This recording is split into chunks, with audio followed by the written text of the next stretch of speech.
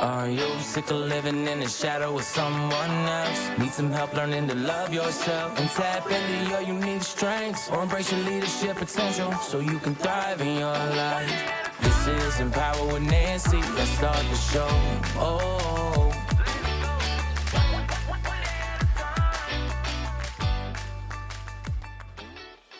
Hey there, how are you doing? I want to talk about something that has really been strong on my mind lately because I think sometimes we all deal with this. So, whether we realize it or not, let me ask you, do you ever feel like there's this little voice in your head that is constantly criticizing everything you do? You know, the one that says, you're not ready, or what if you mess up? I always tell my clients it's like that intruder coming into our minds saying all of these negative things with no purpose. I know I felt it myself. It's like this inner commentator that never, ever, ever misses a chance to point out what is darn wrong. That's what I call the inner critic. So, my podcast today is we're going to talk about the inner critic versus the inner cheerleader. And I know for most of us, we've all been down this road, and I hope you enjoy this episode. But there is one thing that's not the only voice that we have. You also have a voice of the inner cheerleader. We all do. The one that says, hey, you've got this. You are doing great. You are phenomenal. The problem is, so many of us, the cheerleader's voice is so darn quiet that we can barely hear it anymore. We can barely even hear it. We never hear the positive cheerleading voice. We always hear that loud inner critic. So today, let's talk about these two voices that play in our head, the critic and the cheerleader, why they show up, and how you can start giving the cheerleader the microphone. The inner critic is so darn loud, the voice that never seems to run out of the things that we say. You're not smart enough. You're not good for this position. You're not a good mom. You're not a good wife. You're not a good boyfriend, girlfriend. Everyone else is doing better than me. Why me? Why just even bother? You're just going to fail. Sound familiar? You know what I realized, that this darn inner critic isn't there because it hates us. Okay? It's there because in a weird way, it's trying to protect us. Do you ever think about that? It's trying to protect us from the embarrassment, rejection, or even failure. That is what we constantly worry about, right? So instead of protecting us, it ends up holding us back. It freezes us in our seat. It paralyzes us to a point to where we are completely stuck.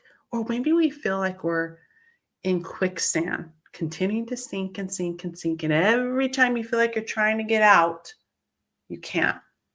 So think about it. How many things have you done something because the voice convinces you that you failed? Maybe you didn't go for the right promotion, didn't speak up at a meeting, or maybe didn't even take the leap that you've been dreaming about, that vision. And the worst part, that critic is relentless. It will beat the shit out of you, even when you do accomplish something. It moves the goal post, and it really isn't ever enough for us. Now, let's talk about the inner cheerleader piece. On the flip side of that, the inner cheerleader is the part of that where you believe that you have the potential. It's that voice that says you've done and worked so hard that you can do this, that you are good enough. We really train ourselves to ignore that inner cheerleader. We've given so much airtime to that critic that the cheerleader's voice has been so fainted. It's almost like it's afraid to speak up. It's really not fair, when we think about this, because it really puts us in a position that we get so confused and don't even know the direction to go. And I want you to think about the cheerleader like a muscle. I always like to use this analogy. The more that you use it, the stronger it gets. And the good news is that you can train yourself to turn up the volume for the cheerleader and turn down the volume for that inner critic. How about we think about that? When we have that negative critic that is constantly giving us nothing but bad news for ourselves and beating ourselves up, how about when that critic comes into your mind that you lower the volume as though you can't even hear it? It's like sometimes when you're with your significant other, you're talking to your significant other, and it's like you're there, you're presently there, but you tune them out. I know sometimes my husband would tune me out if he's watching a show that he really wants to watch and doesn't want to have any interruption. He'll say, "Oh, yeah, honey, yeah," but he turns the volume down. He literally turns the volume down so he doesn't hear what I have to say. Not in a mean way. It's just sometimes that's the way he's wired when he's so immersed into a movie. But it's the same way. It was when you have that inner critic that's just beating the shit out of you, turn down the volume and turn up the cheerleading volume, right? The cheerleading volume that's going to give you the motivation, the excitement, and the encouragement. I really want to get practical here. And I want the positive things to turn into something magical, a change for you. And here's what works for me. Catch that critic in action. The first step is awareness. Start noticing when that darn critic shows up. When it says you're not good enough, don't just accept it. Pause it, turn down the volume, and ask yourself, is this really true? Because guess what? Most of the time it's not. It's a made-up story in our head. Flip the script. When your critic says you're going to fail, respond with something like, even if I fail, I've learned to grow. That's still a win. It sounds simple, but it's extremely powerful. I always explain this to my clients. Any stepping stones or failures or challenges that we face, they're there for a reason because they turn into opportunities and turn in that challenge into a win. What did you learn from that challenge? Don't focus on the critic as though you failed, you messed up, you can't get out of it, so on and so forth. Feed your cheerleader, okay? Why don't you try to make a list of your wins, big or small? I always like to say start small. Don't focus on the big wins. Start small. Keep it somewhere visible. And every time you feel the critic is creeping up, read the list, the cheerleading list, the accomplishments. It's like giving your cheerleader a microphone. How about giving yourself and allowing yourself to take over that microphone with great accomplishment? And be kind to yourself. I want you to think about how you would talk to a friend. If your friend came to you feeling completely insecure, you're going to encourage them, right? So why is it so hard to do the same for yourself? Start treating yourself like someone that you care about. Say it out loud. I love to say things out loud that are so powerful, to get it out there with confidence, get it out into the universe and own it. This one might feel like a little awkward at first, saying it out loud because most of us like to keep everything in, but it works. I've done it for years. Practice saying things like, I am capable, I am worthy, I am growing, I am amazing, I am beautiful, I am powerful.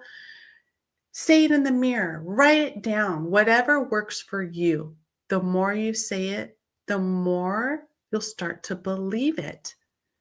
Anything that we do takes practice, but you have to own it. You have to believe it and know that you can have and do anything you want. So here's why this is so darn important. The way you talk to yourself directly impacts how you show up in the world. If you're not loving yourself, if you're always bringing yourself down, or if you're going to allow that damn critic to control your life, how can you help others? If you're in a leadership position and you're not loving yourself, how could you show up to be a phenomenal leader when you're not even loving yourself? When I help clients that are in businesses, owners, CEOs, leadership, I work with business owners and leadership and strategic business. And when a business owner comes to me and they only want to work on their business, guess what? That's fine and dandy.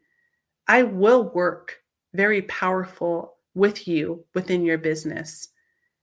I will do a complete SWOT on your business, and I will tell you what it is that you currently have versus what are the suggestions to make the revisions. Not going in and change the whole world or the organization here. But the first step is who you are as a CEO. Who are you as a CEO? Do you lead by example? Are you very reactionary? This is kind of what I'm talking about. If you're going to show up to be the best version of yourself as a leader, to be the best version of yourself of just as an employee, when you love yourself and you have that confidence, sky's the limit, guys. When your inner critic runs the show, guess what? You play small. You avoid risk. You doubt yourself. And you miss out on opportunities that can change your world, can change your life. But guess what? Who controls that? Who has the power? You do. But when that inner cheerleader steps in, everything changes. You take chances. You believe in the ability to figure things out. You figure out a way no matter what. You start living the life that you're capable of instead of settling for the one your critic thinks that you deserve. Step up to the plate. Take that damn microphone and choose the life that you want. When that critic comes in to bring you down, turn down the volume, turn it off, don't allow it. And let's be real. Who do you want calling the shots? The voice that tears you down to pieces, or the one that lifts you up? You get to choose that. And before we wrap this up, I want to leave you with this. You have the power to choose which voice gets the most airtime, guys. You get to choose that. The critic might always be there, but it doesn't have to run the damn show. You get to run the show. That cheerleader gets to run the show. You have control. You have control of the show. You have control of the volume. You have control of your life. So next time you catch that voice saying you can't, I want you to pause and ask, what would my cheerleader say right now? And then listen for it. My clients always tell me, what would Nancy say or do right now? Because guess what? As their coach, their mentor, I am their cheerleader. And I will constantly focus on making sure that they have that same feeling and motivation to be that cheerleader for themselves. I hope that this show this episode resonated with you. Thank you so much for spending the time with me today. If this conversation resonated with you, share it with someone who might need to hear it. Share the love, share the support, be there for one another. And remember, the way you talk to yourself matters. Be kind, be encouraging, and most of all, be your own biggest fan. You've got this.